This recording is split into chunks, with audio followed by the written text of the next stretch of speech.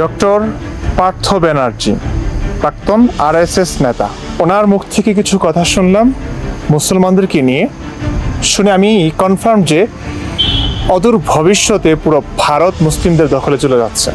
এবং শুধু ভারত না, এরকম মানুষ যদি পুরো পৃথিবীতে ছড়িয়ে থাকে তাহলে আমি বলতে পারি একটা সময় পুরো পৃথিবীতে রাজত্ব করবে মুসলিমরাই। কেন বলছি? ওনার কথাগুলো আগে একটু শুনুন। একজন আরএসএস নেতা এই কথাগুলো বলছেন। মুসলমান বিদ্বেষী কথাবার্তা বলছে, তাদের মধ্যে 99% লোক একটা মুসলমানকেও ব্যক্তিগতভাবে চেনে না, একজনকেও চেনে না।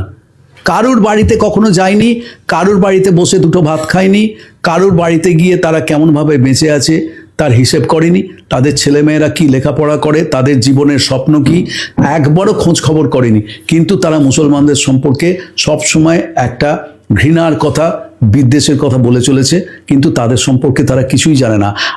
তুমি যে প্রশ্নটা করলে দারুণ প্রশ্ন, কারণ আমি সারা পৃথিবীর মুসলমানদের সঙ্গে মেলামেশা করার আমার সুযোগ হয়েছে।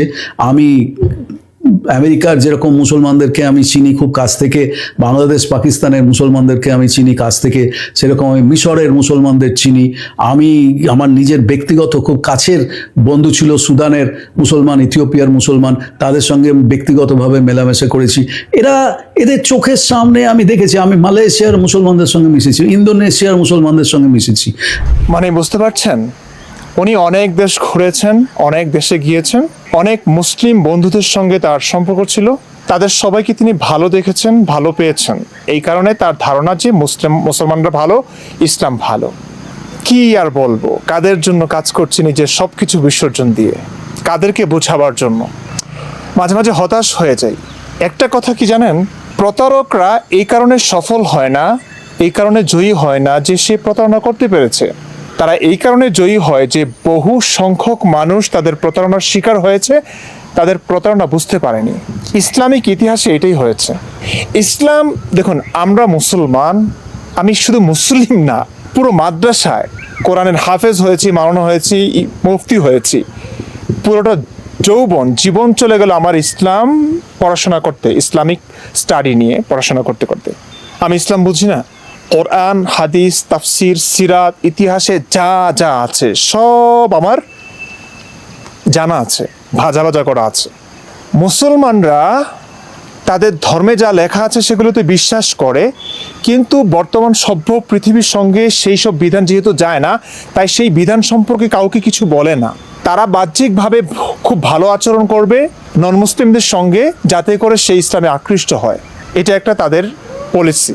কিন্তু এই মুসলিমরাই, যারা অন্তত ইসলামটা জেনে বুঝে মুসলিম হয়েছে, তারা জানে যে সকল নন মুসলিমদেরকে মুসলিম বানাতে হবে। যদি তারা মুসলিম হতে না চায় তাহলে তাদেরকে মারতে হবে, তাদের মেরে তাদের মা বোনদেরকে দাসী বানাতে হবে। এটাই প্রফেট মুহাম্মদ সাল্লাল্লাহু আলাইহি ওয়াসাল্লামের শাশ্বত বিধান। এটা তিনি এটা করে গেছেন, তার সাহাবীরা করেছেন, তার পরবর্তী খলিফারা এটা করেছেন।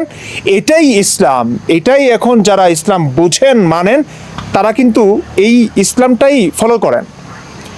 হ্যাঁ, এটা ঠিক যে প্রচুর মুসলিম আছেন যারা তাদের ধর্ম সম্পর্কে কিছুই জানেন না। জাস্ট ছোটবেলা থেকে নবীর প্রতি ভালোবাসা দেখানো হয়েছে তাকে, সে ভালোবেসে এসেছে, ভালো ভালো কথা শুনে এসেছে। নবীকে তারা ভালোবাসে, কোরআনকে ভালোবাসে, ইসলামকে তারা ভালোবাসে নিজ ধর্ম হিসেবে। কিন্তু ইসলামে কি লেখা আছে, ইসলামের যে বর্বক নৃশংস দিকগুলো, তারা কখনো জানতে চায়নি, তারা কখনো শুনেওনি, কোনো আলেম তাদেরকে শোনায়ওনি। এরকম কিছু মুসলিম আছে, ঠিক আছে, উনি হয়তো এরকম মুসলিমদের সঙ্গেই দেখা করেছেন। আর যদি ওইরকম মুসলিম হয়, জানা বোঝা মুসলিম, তারা জানে যে অমুসলিমদেরকে মারতে হবে, অমুসলিমদেরকে মুসলিম বানাতে হবে, যদি মুসলিম হতে না চায় তাদেরকে মারতে হবে, তাদের মেরে দাস দাসী বানাতে হবে। এটাই ইসলামের সবচেয়ে উন্নতম অধ্যায়, ইবাদত। এটা জানবার পরেও, এই স্বপ্ন দেখবার পরেও তারা নন মুসলিমদের সঙ্গে ওই আইনের কারণে, সভ্যতার কারণে, সুযোগ না থাকবার কারণে ভালো ব্যবহারটা করছে। তাদের উদ্দেশ্য হচ্ছে আগে ভালো ব্যবহারটা করে তাদেরকে দেখি কনভার্ট করা যায় কিনা, কিংবা যাদের ব্যাপারে কোনো উদ্দেশ্য নাই যে তাদেরকে এখন আমি কনভার্ট করব, তাদের সঙ্গে হয়তো কোনো রাজনৈতিক কারণে, অন্য কোনো কারণে হয়তো ভালো ব্যবহারটা করেছে। একজন আরএসএস নেতার তো কমপক্ষে ইসলাম সম্পর্কে বিন্দুমাত্র ধারণা থাকা দরকার ছিল, সেটা পর্যন্ত নাই। তিনি মুসলিমদেরকে দেখে ইসলামকে বিচার করছেন। তিনি তার সঙ্গে সাক্ষাৎ করা ভালো মুসলিমদেরকে দেখে সকল মুসলিমদেরকে একই পাল্লায় রাখছেন। এই কারণে বলছি, ভারতের যদি এই অবস্থা হয়, একজন নেতার যদি এই অবস্থা হয়, তাহলে অদূর ভবিষ্যতে পুরো মুসলিমরা, পুরো ভারতবর্ষে মুসলিমরা রাজত্ব করবে। এটা অসম্ভব কিছু না। আমরা আমাদের পরিবার, আমরা আমাদের ক্যারিয়ার সব কিছু বিসর্জন দিয়ে, নিজের মাতৃভূমি বিসর্জন দিয়ে, মাতৃভূমির মায়া ছেড়ে অন্য একটা দেশে রিফিউজি হয়ে আছি। মা বাবাকে দেখছি না, মা বাবার ভালোবাসা পাচ্ছি না, আত্মীয় স্বজনের ভালোবাসা পাচ্ছি না, সব কিছু শেষ শুধুমাত্র মানুষের জন্য, মানুষকে সচেতন করবার জন্য, মানুষকে সত্য কথাগুলো বলবার জন্য, যে সত্যগুলো না জানবার কারণে তারা বিপদের সম্মুখীন হবে। আমরা আমাদের সব কিছু বিসর্জন দিয়েছি, কিন্তু যাদের জন্য কাজ করছি তারা কিছুই বুঝতে পারছে না। তাদের মুখে শুনতে হচ্ছে মুসলিমটা এমন। হাসি আসে। তার মানে কি এই বর্বর একটা ধর্ম শুধু তার বর্বরতার কারণে, চালাকির কারণে, প্রতারণার কারণে পুরো বিশ্বে রাজত্ব করবে? হ্যাঁ, পুরো বিশ্বে যদি মুসলিমরা রাজত্ব করে আমি অবাক হব না, এবং এটাই হয়তো বাস্তব হবে। এটা এই কারণে না যে মুসলিমরা খুব সভ্য, ইসলাম খুব সুন্দর ঐশ্বরিক ধর্ম, সৃষ্টিকর্তার মনোনীত ধর্ম, এটা এই কারণে না। এটা এই কারণে যে ইসলাম সম্পর্কে পুরো পৃথিবীবাসীর অসচেতনতা। তারা ইসলাম সম্পর্কে জানে না। ইসলামের বর্বরতা, ইসলামের প্রতারণা, এই সব সম্পর্কে তারা একদমই অজ্ঞ এবং মূর্খ। এই কারণে তারা প্রতারণার শিকার হবে, এবং ইসলাম তার প্রতারণার জাল বিস্তার করে পুরো পৃথিবীতে রাজত্ব করবে। এটাই হবে, এটাই হচ্ছে। হয়তো পথ মসৃণ হচ্ছে যখন দেখি এত বড় নেতা মুসলিম সম্পর্কে এমন কথা বলছে। কোনো পড়াশোনা নাই, কোনো জানাশোনা নাই। আরে মানলাম তিনি ইসলাম সম্পর্কে কিছুই জানেন না, বোঝেন না, কখনো চেষ্টাও করেননি পড়তে, বুঝতে, কিন্তু তিনি তো পুরো পৃথিবীতে যে টেরোরিজমগুলো হচ্ছে, টেররিস্ট অ্যাটাক হচ্ছে, মুসলমানরা করছে, কেন করছে, এগুলো সম্পর্কে তো জানা থাকার কথা। সেগুলো কি তিনি জানেন না? কেন তিনি বলছেন যে মুসলমানরা ভালো, কেন শুধু মুসলমানদেরকে ঘৃণা করে? আরে ভাই, মুসলমানদেরকে ঘৃণা করা যাবে না। ওরা হিন্দুদেরকে মারতে চায়। ওরা এক দীপচন্দ্র দাসকে জীবন্ত পুড়িয়ে হত্যা করেছে শুধুমাত্র এই সন্দেহে যে সে ইসলাম নিয়ে কয়েকটা কথা বলেছে। সত্য না মিথ্যা যাচাই করবার প্রয়োজন অনুভব করেনি, জীবন্ত পুড়িয়ে হত্যা করেছে। এই সব নিউজ কি তার কানে যায়নি? সে দেখেনি?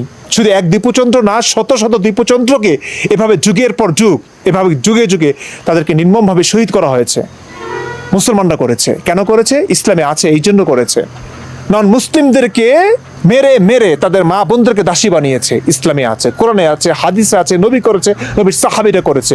এগুলো কি তার জানা নাই? জানা নাই থাকতে পারে, কিন্তু বর্তমান পৃথিবীতে যে এমনটা হচ্ছে, অনেক অনেক আলেমরা এই কথাগুলো বলছেন, সেই সম্পর্কেও কি তার জানা নাই? সেগুলো কি তিনি শোনেন না? শুধুমাত্র মুসলিমদেরকে জাজ করছেন তিনি কয়েকজন তার সাথে সাক্ষাৎ হওয়া কয়েকজন ভালো মুসলমানদেরকে দেখে। এত কিছুর পরেও কি আমি বলতে পারি না যে মারা খাবে? ওরা মারা খাচ্ছে, মারা তো খাচ্ছেই। হিন্দুস্তানে ভাই মুসলিমরা শত শত বছর ধরে শাসন করেছে, রাজত্ব করেছে। কিভাবে কোন মুসলিম দেশে হিন্দুরা পারবে এটা করতে? তার মানে কি একটা সহজ সরল একটা জাতি এভাবেই ধ্বংস হয়ে যাবে, আর একটা বর্বর নৃশংস জাতি এভাবেই রাজত্ব করে যাবে পুরো পৃথিবীতে? মানা যায় এটা? আজকে মুসলিম সংখ্যাগরিষ্ঠ দেশ বাংলাদেশ, সেই কারণে সেখানে মূর্তি করতে দিচ্ছে না, মন্দির করতে দিচ্ছে না, মন্দির ভাঙচুর করা হচ্ছে। হিন্দুরা তাদের ধর্মের দাওয়াত দিতে পারছে না, খ্রিস্টানরা দিতে পারছে না। বাস, এত কিছুর পরেও কি বলতে পারি না যে হিন্দুরা মারা খাচ্ছে? মারা তো খাচ্ছি ভাই, মারা খাওয়ার দিন সামনে আরো আসছে, মারা তো খাচ্ছেই। এতকাল খেয়ে এসেছে, আরো খাবে। এই সমস্ত ঘটনা যখন দেখি না, তখন বলতে হয় যে মারা তো অনেক বড় সড়ো মারা খাওয়ার অপেক্ষায় আছে। ওরা মারা খাচ্ছে না। এক হিন্দুস্থানে শত শত বছর ধরে মুসলিমরা রাজত্ব করে, কিভাবে? কোনো মুসলিম সংখ্যাগরিষ্ঠ দেশে হিন্দুরা রাজত্ব করতে পারবে? পারবে না। কেন? পার্থক্যটা কি আসলে? এতটুকু বোঝা তো উচিত ভাই। আমার কথাগুলো আপনাদের কাছে বাড়াবাড়ি মনে হতে পারে, কিন্তু ইতিহাস দেখুন, ইসলাম সম্পর্কে জানুন, তখন বুঝবেন যে আমি বাড়াবাড়ি করছি না, একটা কথাও বাড়াবাড়ি না। যা বলছি সব সত্য বলছি। একটু তো জাগুন, একটু তো বুঝুন, একটু তো সজাগ ও সচেতন হন। কত আর মার খাবেন? কত আর অজ্ঞতার মূর্খামির মধ্যে ডুবে থাকবেন? আমি জানি আপনাদের লাইফে অনেক কিছু আছে, অনেক কিছু নিয়ে ব্যস্ত আপনারা।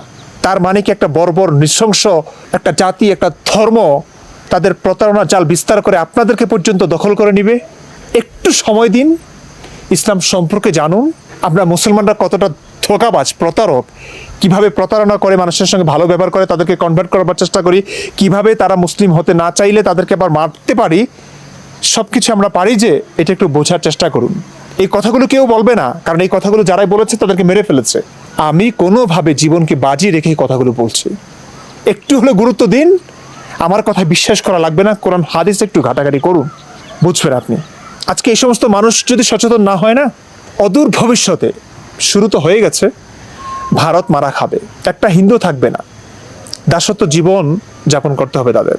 আজকে এই মানুষগুলোর এই টাইপের কথাগুলো কত মানুষকে প্রভাবিত করছে আপনি জানেন? কত মানুষকে প্রভাবিত করছে।